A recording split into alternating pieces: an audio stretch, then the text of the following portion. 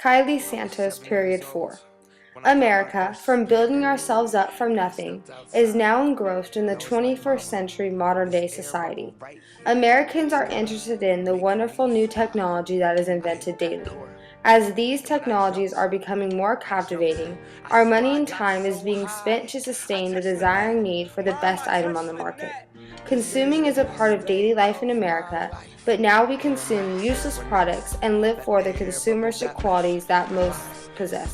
The stuffing, the shred at school, I was so cool, I knew that I could increase them.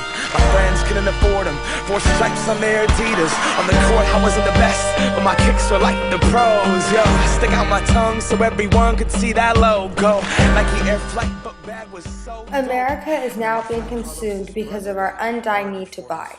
While buying items that are needed or helpful for life is not a menacing act, the amount that Americans consume is overwhelming and belittling. At a time when everything was handmade and usually produced in homes, to the booming Industrial Revolution and the Roaring '20s, Americans now have surpassed these landmarks and have started above and beyond the marks set before. I wanted to be cool and I wanted to fit in. I wanted what he had. America, it begins. America has fallen short of its ideals as a nation because of our undying want to consume. Through the use of advertising and media, we fall below the line of being a steady consumerist nation.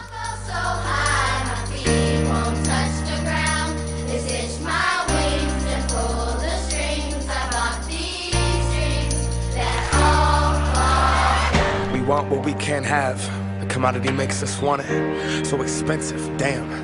I just got to flaunt it, got to show 'em. So exclusive, this, that new shit. $100 for a pair of shoes. I would never hoop it. Look at me, look at me. I'm a cool kid. I'm an individual, yeah, but I'm part of a movement. My movement told me be a consumer, and I consumed it. They told me to just do it. I listened to what that swoosh said. Look at what that swoosh did. See it consume my thoughts.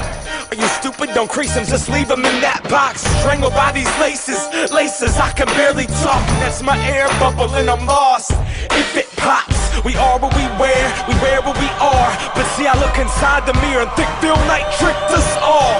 Will I stand for change or stay in my box? These Nikes help me define me, but I'm trying to take mine off. The use of advertising, as in logos, makes the act of consuming easier, which leads to overconsumption. We know what the golden arches of that famous fast food M stand for.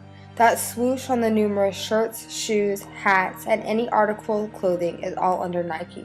That apple with the bite out of it is not only ever seen once in a blue moon. These logos are just a few of the many that can be recognized by most of the American public, if not the world. The use of these logos that are endorsed with the product make it easy for the consumer to identify it. This is not only a smart tactic from the company, it also makes the buyer's life seemingly easier. When shopping around, it is simple to identify what brand certain items are.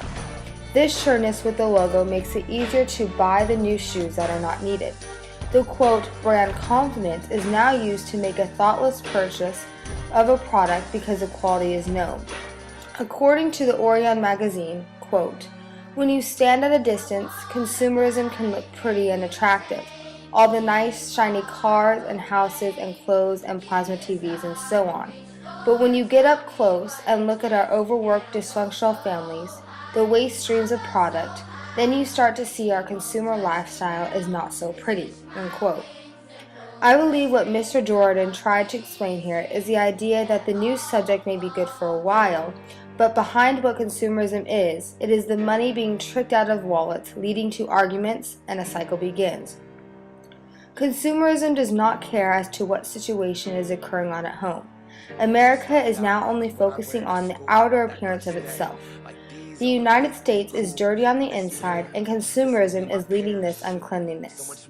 On Fox News, Daryl asks, when we throw something away, what does away mean? There is no such thing as away, end quote. Americans do not see the life that is protruded because of consumerism. Logos and all of advertisement cover the eyes of the Americans, entrancing them into worlds of products, leaving them blind to the trouble that is occurring right beneath them.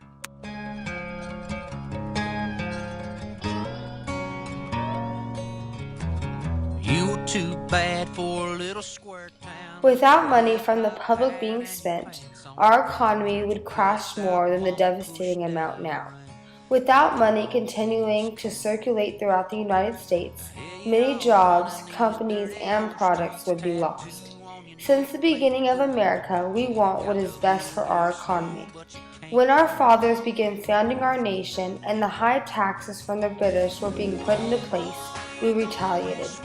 What is best for our economy now is not retaliation, but the ability to purchase useful products that help out our economy. A source from the Arizona Republic called A Shift to More Local Spending states the benefit of spending local and how the money being spent is used to, quote, gain about 1,600 new jobs, $52 million in wages, and $130 million in overall benefits, end quote. With consumers spending smart and financially fit, many goals that seem far off might not be. This source does bring up a significant point, and I agree with their ideas to the fullest. In the eyes of a person viewing the American public, we are out of control. To have a stable economy, thinking must be used because many people desire to buy the most utterly ridiculous items that create more hassle in many people's lives, including that consumer.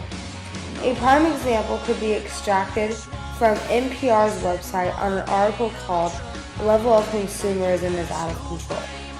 Mr. Sam Parker, the interviewee, quotes, "I was watching consumers go to the store and just overload their shopping carts with the most ridiculous garbage, blueberry raspberry flavored dish soap or something, and it doubles as a chewing gum," end quote.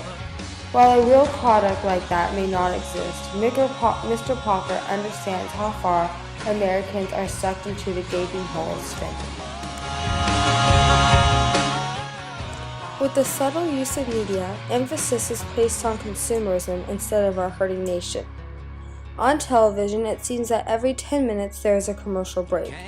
These commercials usually last from 30 seconds to a minute and a half.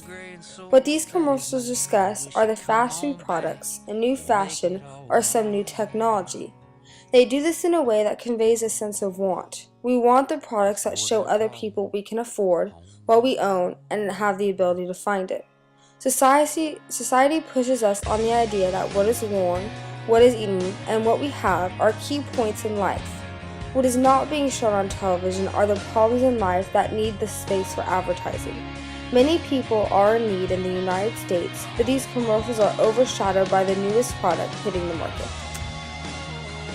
Even some television shows add product placements to ensure a certain item gets the required screen time. Talk shows, while enjoyable to watch, even promote this consumeristic side. On the popular talk show respectively named Oprah, the hostess Oprah Winfrey used to come on screen at 4 o'clock every weekday. While attributing to her motto, "Live your best life," she commonly adores products and materialistic items as a possible way to do this. According to Time magazine, quote, "For her, transformation is about self-esteem and about buying stuff. It's consumerism, but it's not crass," end quote. Miss Winfrey does not bluntly state that these products will for sure make lives better. This idea that her talk show helps allow people to live their life to the fullest, but she does place products in viewers' lives that plant this idea of an item being a necessity. Quote, "Oprah Winfrey is not confiscated for these product endorsements, which makes the endorsements all the more powerful," end quote from Time magazine. The idea that the most famous talk show hosts place these products without payment makes the idea that these tangible items really are what make up her shows to viewers, allows consumerism to be more understandable as to why it is so common and popular.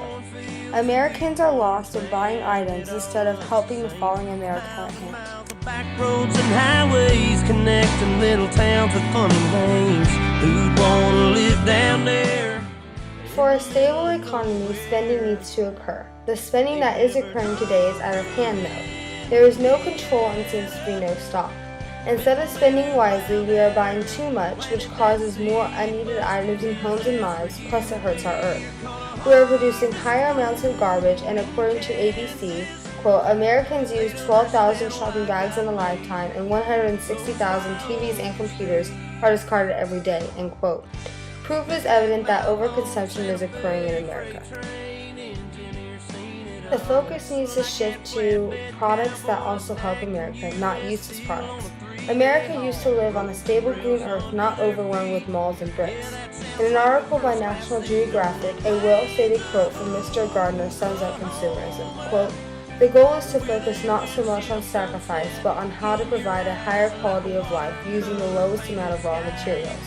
We need to change the way we produce goods and the way we consume them." You'll understand why God made those flowers.